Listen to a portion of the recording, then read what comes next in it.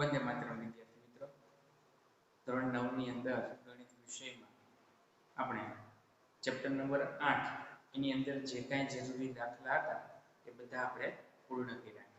હવે આપણે chapter number 9 તરફ આગળ વધીએ.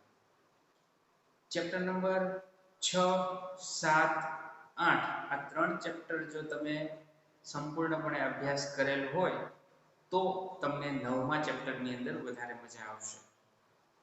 તો 9મા ચેપ્ટરની આપણે થિયરીથી આપણે ચાલુ કરીએ તો 9મા ચેપ્ટરનું નામ એવું છે કે સમાંતર બાજુ ચતુષ્કોણ અને ત્રિકોણના ક્ષેત્રફળ. ધોરણ 8 ની અંદર તમને બધી ખબર છે કે સમાંતર બાજુ ચતુષ્કોણના ક્ષેત્રફળ કઈ રીતે શોધવા, એના સૂત્રો શું આવી શકે. ધોરણ 9 ની અંદર એ જ સૂત્રો બેઝ દાખલા કદાચ 1 કે 2 માર્ક્સમાં પૂછાઈ શકે, જે ચોપડીની અંદર અવેલેબલ નથી. ખ્યાલ આવી ગયો? એ બધું તમે 8મામાં શીખી ગયા છો એટલે આ ટેક્સ્ટ બુકની અંદર એવું કંઈ આવેલું નથી. ત્રિકોણના ક્ષેત્રફળ તો કે એમાં 3 ત્રિકોણના ક્ષેત્રફળ તમે જોઈ ગયા છો, સમબાજુ, કાટકોણ અને ત્રિકોણ. સમાંતર બાજુ ચતુષ્કોણની અંદર પણ તમે જોઈ ગયા કે સમાંતર બાજુ ચતુષ્કોણ, લંબચોરસ, સમબાજુ ચતુષ્કોણ અને ચોરસ. આ 4 અને 3 ત્રિકોણ, 7 અને એક છેલ્લો ત્રિકોણ એટલે સમલંબ ચતુષ્કોણ. એનું ક્ષેત્રફળના દાખલા પણ તમે આખા સ્વાધ્યાયની અંદર ગણેલા. આ તમામ 7 એ 7, 8 એ 8 ચેપ્ટર જે કંઈ ક્ષેત્રફળના સૂત્રો છે એ તમામ ક્ષેત્રફળના સૂત્રો છે એ તમે 8મામાં શીખી ગયા છો. છતાં આપણે એની એક નાની એવી ઝલક મેળવી લઈએ તો કે સમાંતર બાજુ ચતુષ્કોણની પહેલા વાત કરીએ તો એના સૂત્રો પહેલા જોઈ લઈએ. તો કે સમાંતર બાજુ ચતુષ્કોણ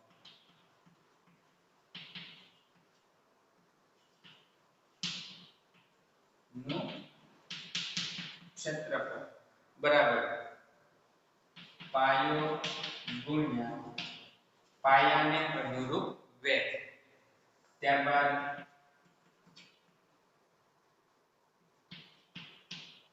લંબચોરસનું ક્ષેત્રફળ બરાબર લંબાઈ ગુણ્યા પહોળાઈ. સમાંતર બાજુ આવી ગયું, લંબચોરસ આવી ગયું. હવે લઈએ સમબાજુ.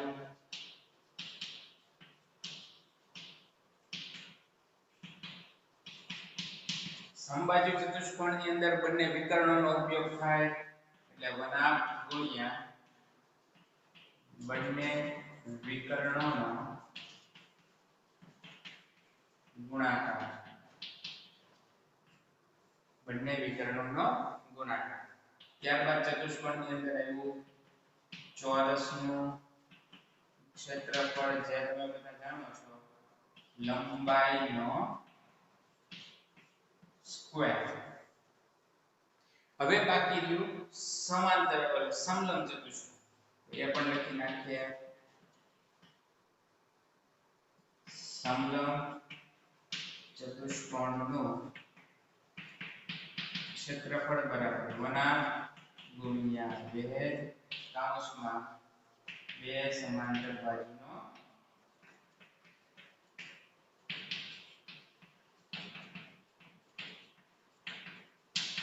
સરવાળો. બે સમાંતર બાજુનો સરવાળો.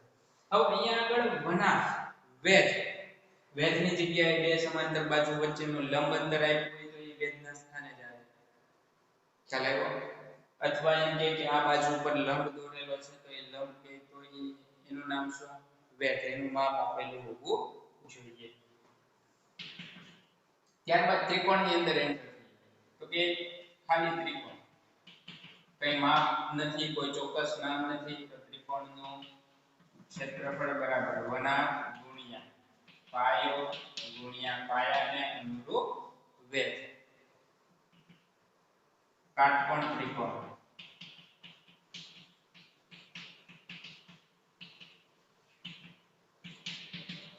કાટકોણ ત્રિકોણનું ક્ષેત્રફળ એટલે વનાપ ગુણ્યા કાટખૂણો બનાવતી બંને બાજુનો ગુણાકાર તથા છેલ્લે સમબાજુ ત્રિકોણનું ક્ષેત્રફળ is equal to √3/4 ગુણ્યા બાજુનો સ્ક્વેર. તો અહીંયા આપણા 7 સૂત્રો છે. એ 7 સૂત્રોનો તમામ અભ્યાસ તમે ધોરણ 8 ની અંદર કરીને આવી ગયા છો. આ ચેપ્ટરમાં શીખવાનું નવું આ સૂત્રો છે.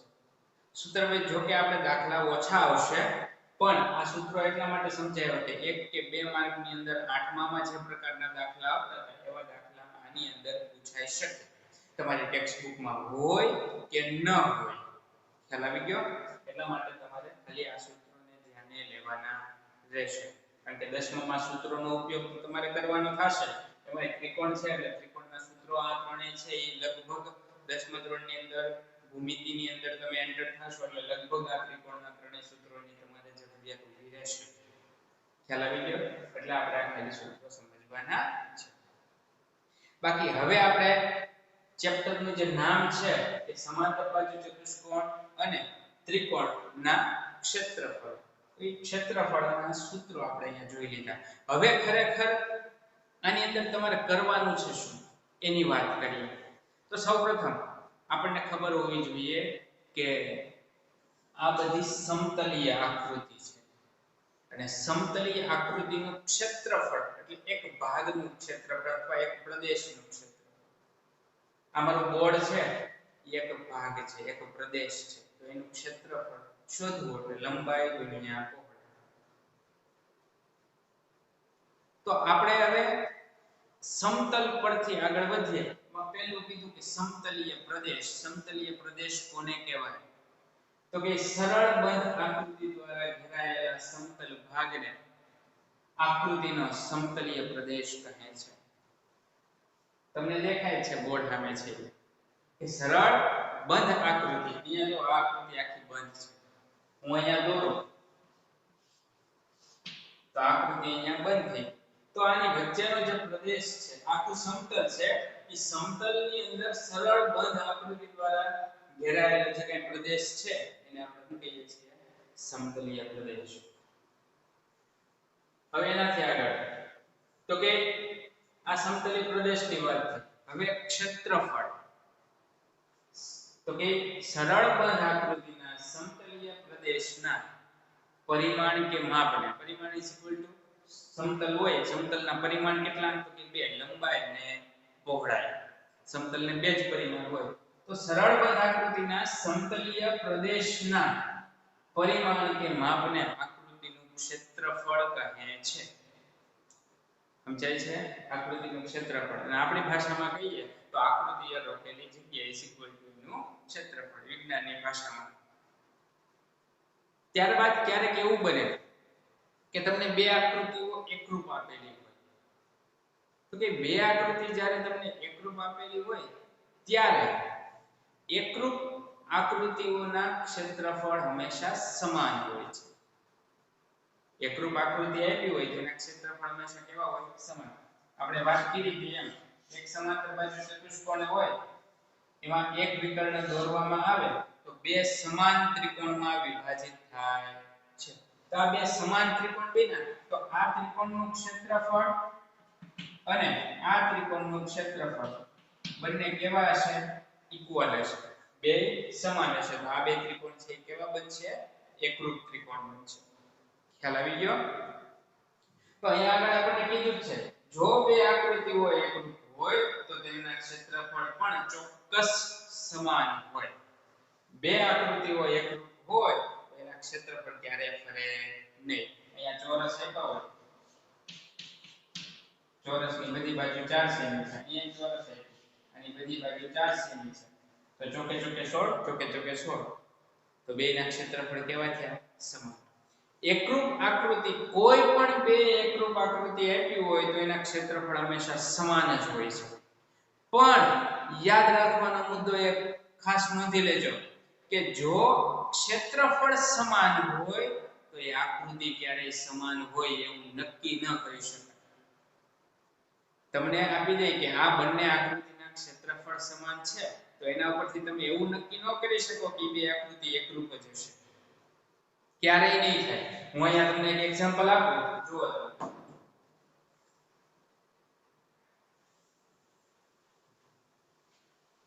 સરળ આપણે એક લંબચોરસની આકૃતિ ડ્રો કરીએ કે અહીંયા હું એક લંબચોરસ દોરું. આનું ક્ષેત્રફળ છે, આની બાજુ છે 10, આ છે 2 અથવા અહીંયા 5 રાખીએ. તો આ લંબચોરસનું ક્ષેત્રફળ કેટલું છે? 50 સેમી સ્ક્વેર. 10 પંચા 50 સેમી સ્ક્વેર. હવે અહીંયા આપણે હું બીજું એક દોરું છું.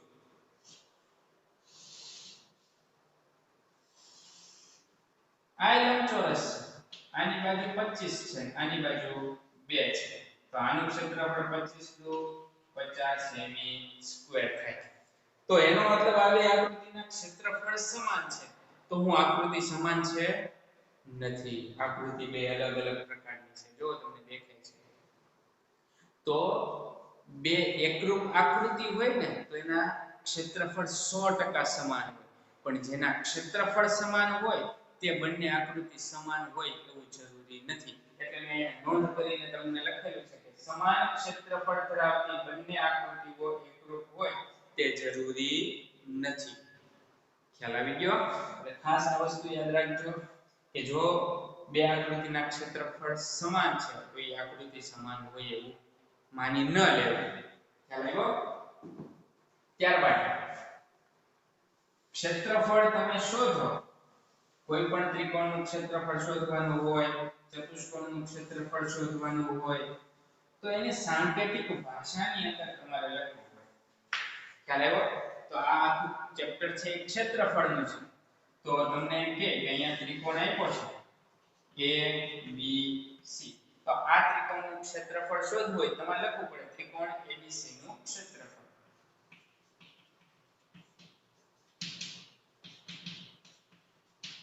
પણ અહીંયા આગળ આ ત્રિકોણ ABC ના ક્ષેત્રફળને તમે સાંકેતિક ભાષાની અંદર લખવું હોય તો તમે લખી શકો કે એરિયા ABC. એરિયા ABC આ એનો સંકેત થઈ ગયો. એરિયા ઇઝ ઇક્વલ ટુ ક્ષેત્રફળ કોનું? તો કે ABC. ABC એટલે ત્રણ બિંદુ થયા તો એ શું હશે? ત્રિકોણ. અહીંયા ચતુષ્કોણ આપ્યો હોય A B C D તો આનું ક્ષેત્રફળ લખવું હોય તો એરિયા ABCD. ચાર બિંદુ છે એટલે એરિયા કોનો? તો કે ચતુષ્કોણનું ક્ષેત્રફળ. સમજાય છે?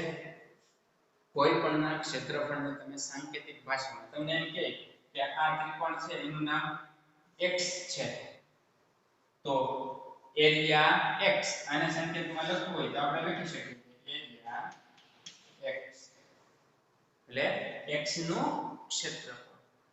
ખ્યાલ આવી ગયો? તો બસ ક્ષેત્રફળ બાબતે આટલા મુદ્દા તમારે ધ્યાનમાં રાખવાના છે. હવે આપણે જોવાનું છે ક્ષેત્રફળના ગુણધર્મો. એ ગુણધર્મો હું તમને અહીંયા આગળ સમજાવું. આ સૂત્રો જો તમારી પાસે અવેલેબલ હોય તો ઠીક છે, નહીંતર વિડિયો પોઝ કરીને તમે આ સૂત્રો છે એને લખી લેજો. ખૂબ જ ઉપયોગી સૂત્રો છે. ખ્યાલ આવ્યો? હવે આપણે ક્ષેત્રફળના ગુણધર્મો જોઈએ. તો કે પહેલો ગુણધર્મ તો કે જો બે એકરૂપ આકૃતિઓ આપેલી હોય તો એનું ક્ષેત્રફળ કઈ રીતે શોધવું? તો ધારો કે તમને એમ કે ત્રિકોણ ABC અને ત્રિકોણ XYZ એકરૂપ છે. બંને કેવી છે? એકરૂપ. હવે જો આ બે આકૃતિ એકરૂપ હોય ને તો એનો જવાબ આવશે area ABC is equal to area XYZ. ત્રણ આકૃતિઓ એકરૂપ આપી હોય તો એરિયા ABC બરાબર એરિયા XYZ બરાબર ત્રીજી આકૃતિ જે હોય એનું ક્ષેત્રફળ. આકૃતિ એકરૂપ હોય ત્યારે એના ક્ષેત્રફળ પણ સમાન જ હોય. અહીંયા આગળ આપણે સમજાય. પણ આ હવે એના ગુણધર્મની અંદર આવી કે પહેલો ગુણધર્મ કે જો બે એકરૂપ આકૃતિ આપી હોય અથવા બે એકરૂપ ત્રિકોણ આપ્યા હોય અથવા બે એકરૂપ ચતુષ્કોણ આપ્યા હોય અથવા બે એકરૂપ બહુકોણ આપ્યા હોય તો એના ક્ષેત્રફળ પણ સમાન જ થશે. નિયમ નંબર 2. ક્યારેક એવું બને કે અહીંયા આગળ મને ત્રિકોણ આપ્યો છે. નામ છે A B C. ત્રિકોણ ABC ની અંદર મેં ભાગ પાડ્યા. એક અહીંયા બીજો ભાગ પાડ્યો, ત્રીજો ભાગ પાડ્યો. અહીંયા નામ આપ્યું D E F. તો વિચાર કરો, મારે ત્રિકોણ ABC નું ક્ષેત્રફળ શોધવું હોય તો કઈ રીતે શોધવું?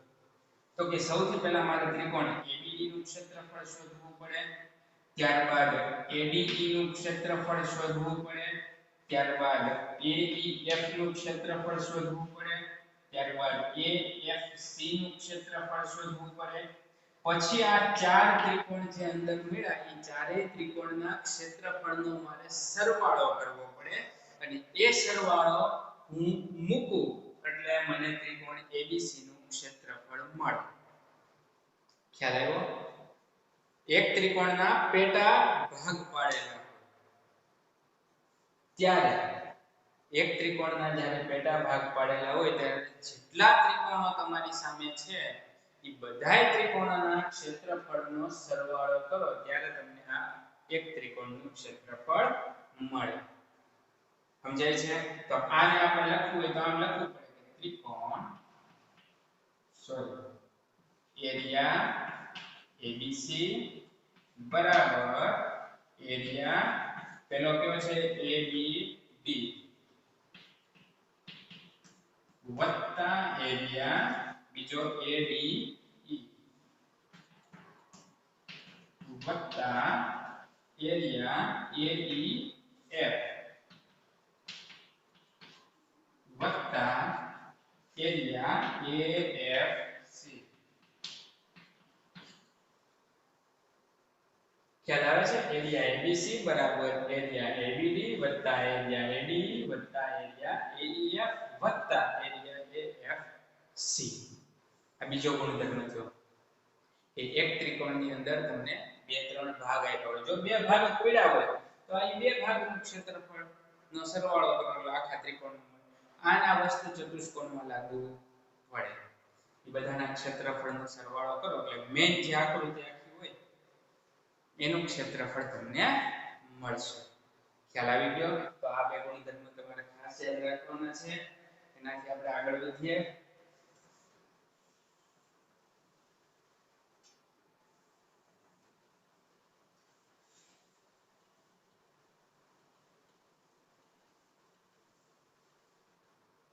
તો કે એક જ પાયા પર અને બે સમાંતર રેખાની વચ્ચે આવેલ આકૃતિ.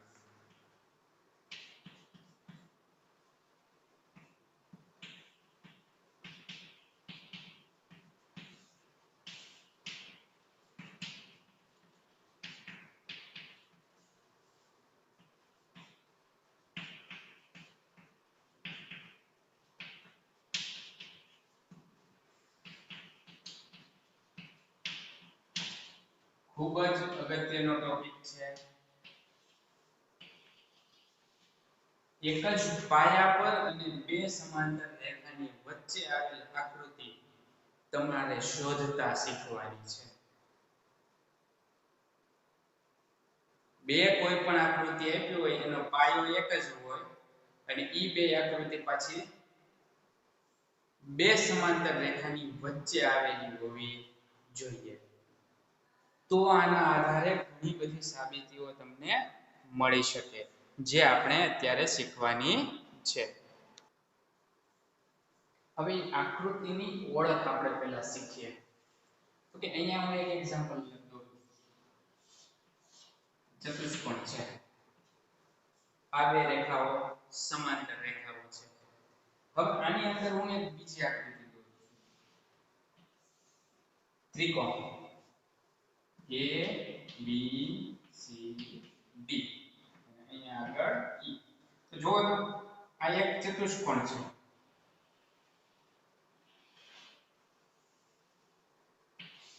અને એક આ ત્રિકોણ છે.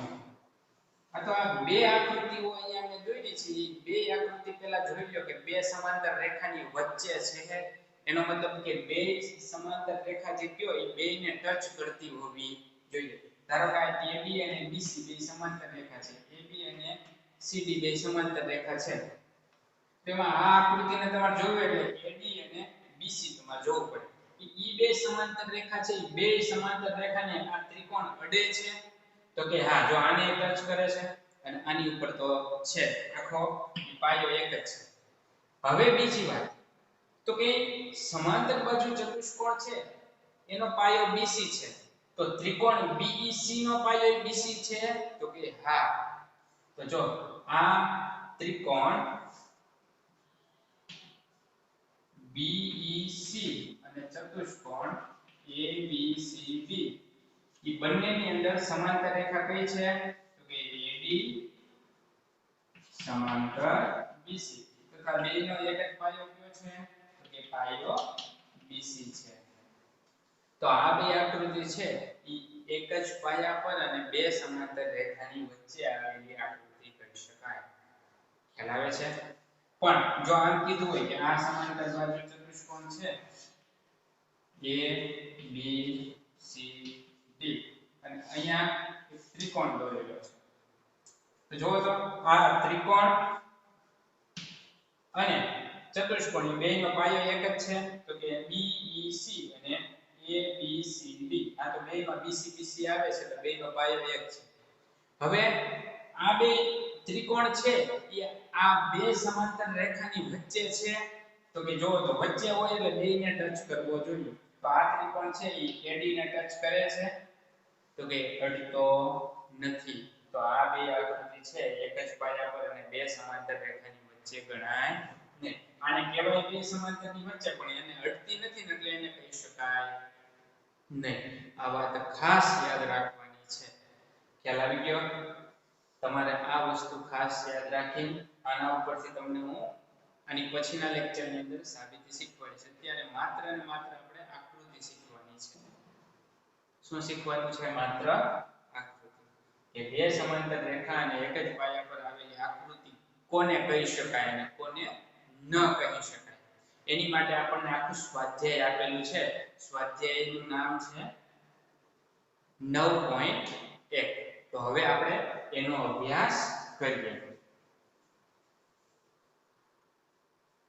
સ્વાધ્યાય 9.1 પેજ નંબર 140 ઉપર સૂચના એવી આપવામાં આવી કે નીચેની આકૃતિઓમાં એક જ સમાન પાયા અને સમાંતર રેખાની એક જોડની રેખાઓ વચ્ચે કઈ આકૃતિઓ આવેલી છે? એક જ પાયા અને બે સમાંતર રેખાઓની વચ્ચે કઈ આકૃતિ આપેલી છે એ તમારે શોધવાનું છે. પછી હું કીધું શક્ય હોય તો તેવા કિસ્સામાં સામાન્ય પાયો અને સમાંતર રેખાઓ જણાવો. જો આકૃતિ બે સમાંતર રેખાની એક જ પાયા પર આવેલી હોય તો તમારે એનો પાયો કયો છે અને બે સમાંતર રેખા કઈ છે એ જણાવવાનું છે. જો નથી આવતું તો કઈ જણાવવાની જરૂર નથી. ડિસ્પ્લે ઉપર તમને આકૃતિ દેખાય છે. 6 આકૃતિઓ આપણને આપેલી છે. એ 6 પૈકી તમારે જવાબ આપવાનો છે. એમાંની પહેલી આકૃતિ આપણને આપી. હું અહીંયા છતાં ડ્રો કરું છું.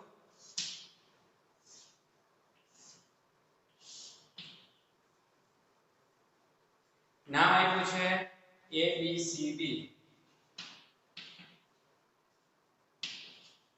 ABCD અને ત્રિકોણ છે. અહીંયા બિંદુ P છે. તો આ આકૃતિ છે એ એક જ પાયા પર અને બે સમાંતર રેખાની વચ્ચે આવેલી છે. એ આપણે શોધવાનું છે. તો જો તો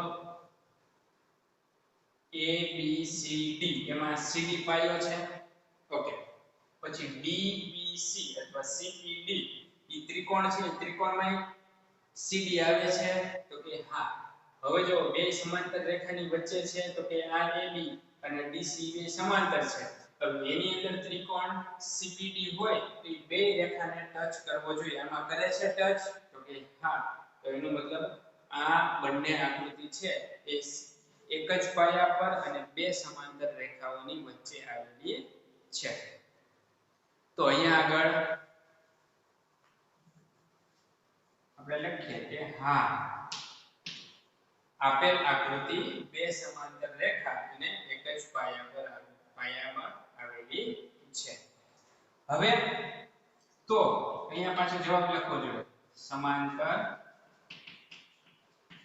રેખા કઈ કઈ છે તો કે AB સમાંતર DC અને સામાન્ય પાયો અથવા એક જ પાયો કોણ છે તો કે BC જો બે એક જ પાયા પર અને બે સમાંતર રેખાની વચ્ચે આવેલી હોય તો તમારા જવાબ લખવાનો જો અહીંયા તમારો જવાબ ના હોય તો કઈ લખવાની જરૂર નથી અહીંયા આકૃતિ નંબર 2 ની તપાસ કરીએ આકૃતિ 2 ની અંદર સમાંતર બાજુ ચતુષ્કોણ આપેલો છે રેડી એનું નામ આપ્યું છે PQRS આકૃતિની અંદર તમને દેખાય છે મારી આકૃતિ પરફેક્ટ ન હોય છતાં તમે એને સમજી શકો એટલા માટે હું ડ્રો કરું છું અહીંયા નામ આપ્યું MM જો તો આ બે આકૃતિનો પાયો SR છે પાક્કું છે પણ ઈ બે આકૃતિ આ બે સમાંતર રેખાની વચ્ચે આવેલી છે તો કે SR સમાંતર PQ તો આ આકૃતિ PQ ને ટચ કરે છે તો કે નથી કરતી ટચ કરે છે તો કે ના તો આ બે આકૃતિ એક જ પાયા કે બે સમાંતર રેખાની વચ્ચે આવેલી નથી આ આવશે તો કે નહીં આવે ત્યારબાદ ત્રીજા નંબર ઉપર જે આકૃતિ આપી છે એને આપણે ડ્રો કરીએ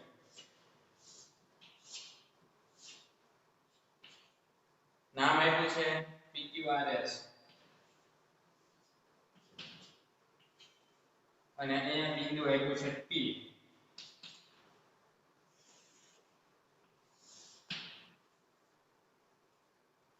જો અહીંયા આ ચતુષ્કોણ છે અંદર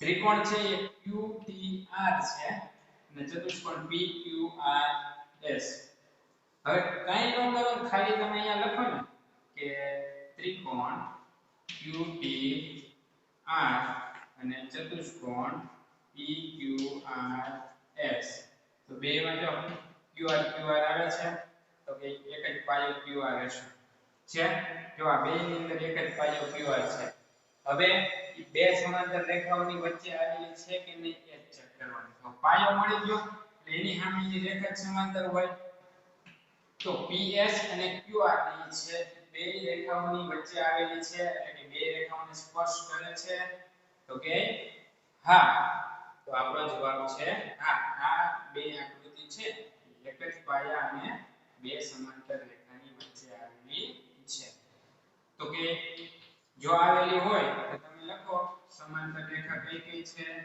તો કે સમાંતર રેખા બરાબર PS સમાંતર QR તથા સામાન્ય પાયો કોણ છે કે QR છે નંબર 4 ચોથી આકૃતિ આપણે જોઈએ તો કે ચોથી આકૃતિ આવી નામ આપ્યું છે ABCD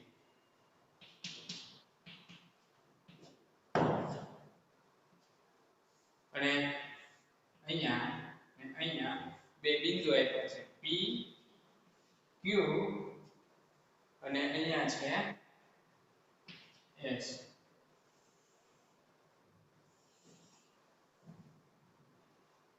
PQ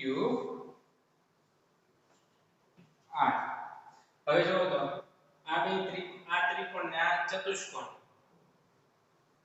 ઈ બેયનો પાયો એક છે તો કે ત્રિકોણનો પાયો PQ છે ત્યારે ચતુષ્કોણનો પાયો BC છે આખો પાયો એને કવર કર્યો તો કે નથી કર્યો આ આખો પાયો કમ્પ્લીટ આવવો જોઈએ બેયમાં BC જ આવવું જોઈએ તો આ બે આકૃતિ છે એ એક જ પાયા પર ગણી શકાય તો અહીંયા આગળ આવું થતું નથી તો એનો મતલબ એવો છે કે આ બે આકૃતિ એક જ પાયા પર નથી તો પહેલી કન્ડિશન ની અંદર જ ખોટું પડ્યું તો આ બે આકૃતિને તમે હા કહી શકો નહીં તો આનો જવાબ થઈ ગયો ના આ બે આકૃતિ છે એ એક જ પાયા પર આવેલી નથી તેથી સમાંતર ચેક કરવાની જરૂર નથી જો કે સમાંતર છે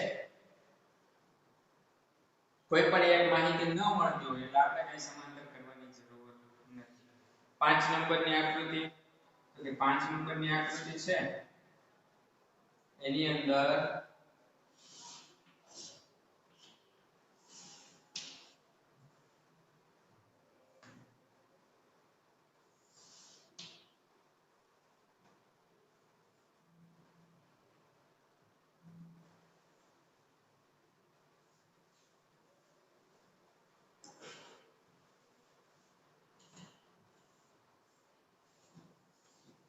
આકૃતિ છે ને આને હું ઇરેઝ કરી નાખું 5 નંબરની આકૃતિ અહીંયા જોઈ તમને દોરેલી છે આ જવાબ છે એ પોઝ કરીને લખી નાખજો રેડી 5 નંબરની આકૃતિ આપણે દોરીએ તો કે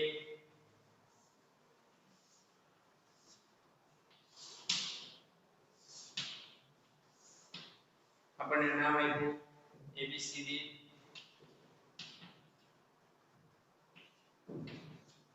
અને જ્યાં છેદે છે ત્યાં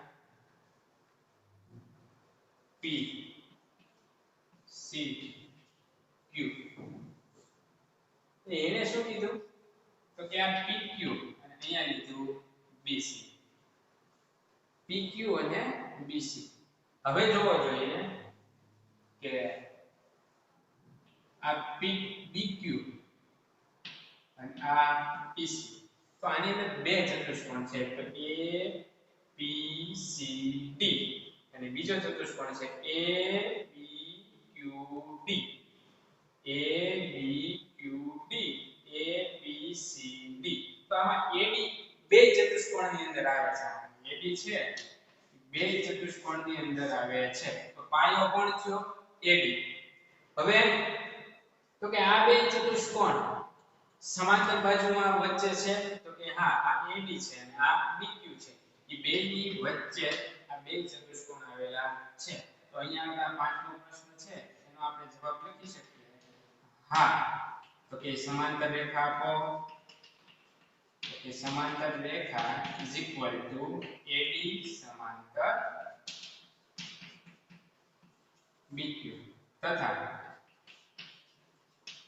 એક જ અથવા સામાન્ય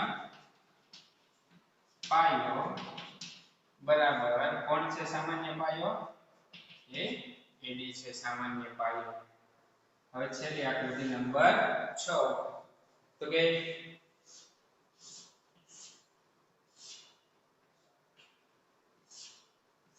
બે સરખા ભાગ કરી નાખ્યા છે એ અહીંયા નામ આપ્યું A B C D એક પણ એંગલ આ આકૃતિ ક્યાંય ચાલે એમ નથી PQRS તો આ બે આકૃતિ એક જ પાયા અને બે સમાંતર રેખાની વચ્ચે આવેલી નથી સ્પષ્ટ અહીંયા દેખાય છે તો આની અંદર કંઈ લખવાની જરૂર નથી માત્ર ડાયરેક્ટ આપણે ના આપી દઈએ એટલે અહીંયા આગળ આપણો આ સ્વાધ્યાય છે એ પૂરો માત્ર તમારે આકૃતિની ઓળખ કરવાની હતી ઈ આકૃતિની ઓળખ પરથી કઈ રીતે સાબિતી મેળવી શકાય એ હવે આપણે નેક્સ્ટ લેક્ચરની અંદર જોશું ખ્યાલ આવી ગયો અહીંયા આગળ જે કાંઈ થિયરી મેં લખેલી છે એ થિયરી તમારે પાઠ્યપુસ્તકની અંદર લખી નાખજો ખ્યાલ આવી ગયો બાકી કંઈ આની અંદર નથી બહુ સરસ અને નાના નાના દાખલા છે 4-5 દાખલા આપણે કરશું પછી આપણે આની અંદર કંઈ લેવાની જરૂર નથી કારણ કે ચતુષ્કોણનો આખો કોન્સેપ્ટ છે એ 10મા ધોરણની અંદર જરૂરી નથી જે 10મા ધોરણની અંદર જરૂરી છે એ બધી બાબત આપણે આની અંદર ભણી લઈશું ખ્યાલ આવી ગયો ઓકે ધન્યવાદ